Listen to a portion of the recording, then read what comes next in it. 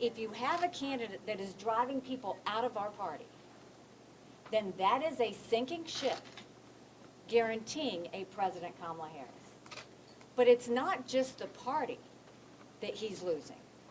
He's shifting policy. Republicans used to be about fiscal responsibility.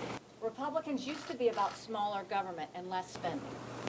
But under Donald Trump, he put us $8 trillion out of the $34 trillion, $8 trillion in debt in just 4 years, more than any other president.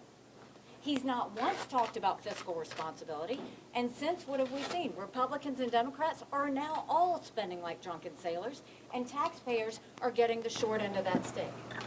Then he's changed policy on national security.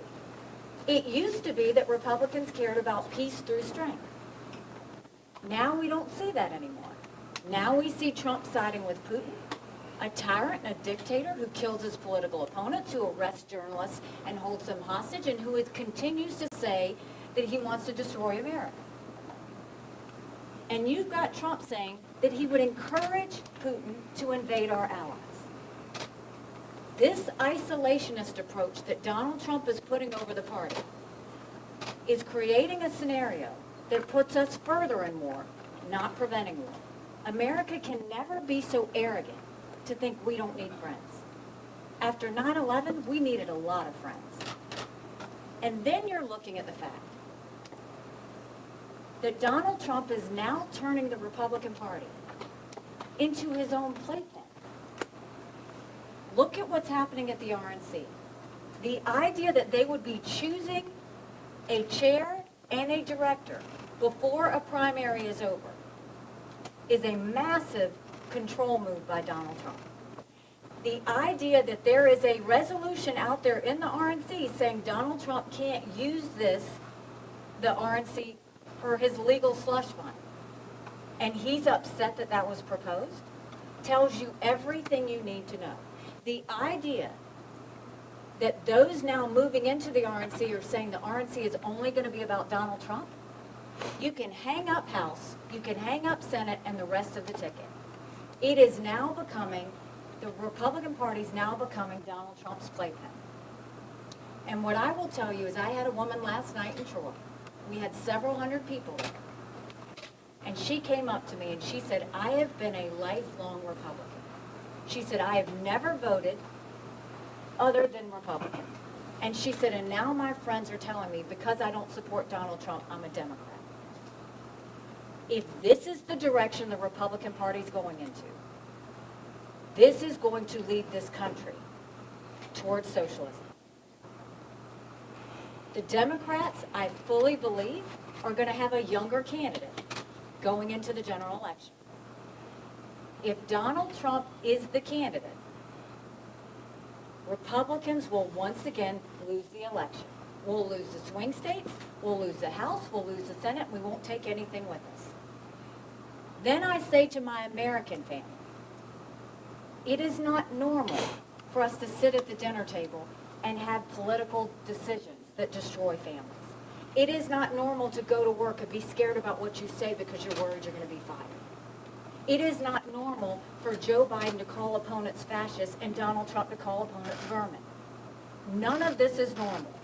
And the focus needs to be on the younger generation, because all they feel is the anger, the hatred, and the division. They wonder how they're ever going to own a home, get a job, make ends meet, and if war's going to break out. Americans owe it to our kids and your grandkids that we start to get our country back to a unified place where we're all Americans. I am trying to do that. I am giving you every red flag I possibly can about the direction that the country is going in. Now I just need people to hear it.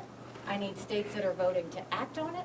And I need to see that we can stop this sinking ship before it takes off. Ambassador Haley, whether it is here in Michigan or any of the upcoming states that you are campaigning in, today, which state can you tell us that you can definitively win?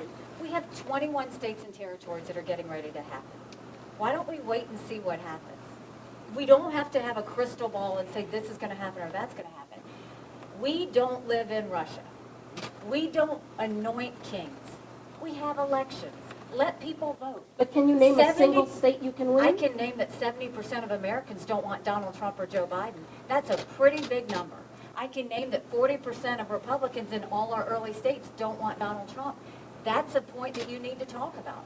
Those things matter. 60% of Americans think Donald Trump and Joe Biden are too old. Talk about that. Instead of talking about what we think is going to happen, let's talk about what the American people have told us. What about The Marquette poll that shows that Donald Trump can't beat Joe Biden and that I defeat Joe Biden by 18 Governor Ambassador, going through your announcement report that you're going to host 10 top dollar fundraisers. That sounds like someone who's sticking it out beyond Super Tuesday. Can you say definitively now that you will be going and campaigning beyond Super Tuesday? I can tell you that we raised $1 million in 24 hours after the election in South Carolina, that we are continuing to see the dollars come in because Americans want a voice, and we're giving them that voice. And as long as Americans want me to be that voice, I will continue to fight for them. As long as we think that there is an option, we're going to keep on doing So it. you'll be in after Super Nikki Tuesday. Haley, you said that Donald Trump is shutting the door on the voters who support you.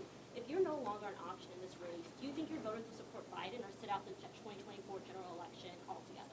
I think that if I'm not an alternative in this race, I think that Donald Trump will lose. It's that simple. Well, is Biden James, speculation has mounted that you may run as a third-party candidate. Have you spoken with Robert F. Kennedy Jr.?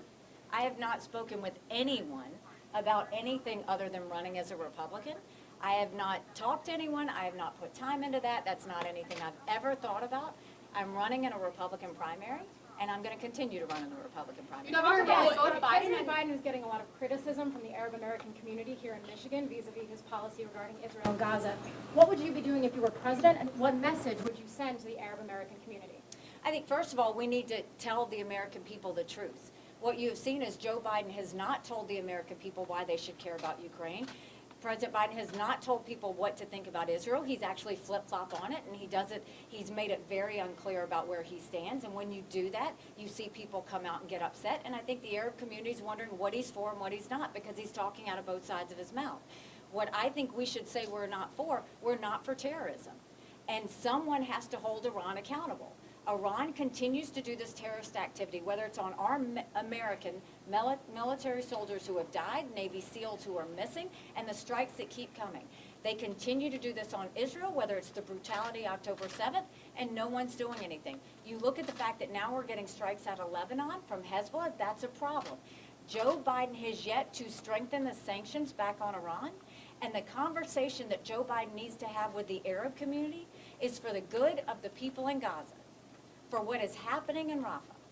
All that can stop if they would put pressure on Iran to make sure they stop using these people as human shields and allowing this terrorist activity to continue. When the focus is on Iran, that's when things will stop. If you keep the focus on Israel, you are missing the one that's doing the terrorist activity, and that's the one we need to be focused on. One more question. So you didn't really start making this case against Donald Trump really in full until the beginning of this year, and exit polls from South Carolina showed that most of voters had actually made up their mind at the end of last year. Do you regret kind of waiting to make this case against Donald Trump and how he can't win? No, not at all. There were 14 people in the race. I had a dozen of the fellas I had to beat, so we had to knock them out one at a time. Now this is the one-on-one opponent, and this is the case that I'm making. But no, if we had done that in the very beginning, we would have been a Chris Christie. That's not the goal of what we wanted to do. We wanted to make sure that we showed a choice. Governor Haley, they're both going. So AFP, they've stopped spending towards your campaign. What's your most convincing pitch to donors for why they should continue backing your candidacy? I mean, look, AFP never gave us monetary funds, so we were never financially dependent on AFP. They're a great organization that believes in freedom and smaller government, and I appreciate the partnership, but that wasn't something we were focused on for money. And so right now, you look at the 24 hours after getting $1 million in, there are American people all over this country that are begging for a voice. I mean, we have had over 300,000 donors now from all 50 states. 95% of those are $200 or less. Those are real people focused on what is happening in our country. Those are real people focused on what country their children are going to be living in. And those are real people that deserve a voice. Not just the ones that are the loudest, but the ones that we remember are Americans too, and they deserve to have their voice. Governor Haley, on the border, both Biden and Trump are going. Are they ignoring you out of the race?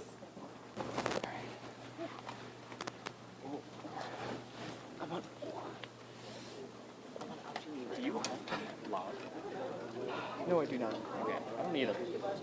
She gave it back. I know She did, that, but yeah. she didn't give it back to me. I think I put it back in the bag, but for some reason, the stick mic was overriding.